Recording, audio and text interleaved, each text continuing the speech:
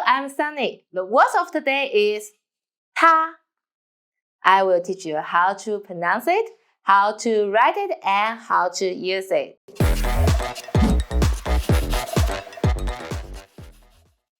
First one, let's pronounce it.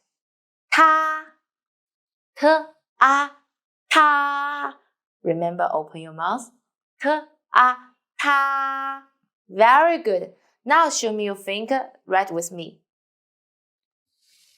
点竖横折钩撇竖弯钩它 Okay, let's learn how to use it.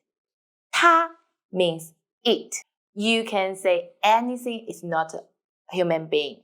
So we can say 它是小猫 It's a cat. 它 anything. 它是植物 It's a plant. Okay, that's all. Thanks for watching. Bye bye.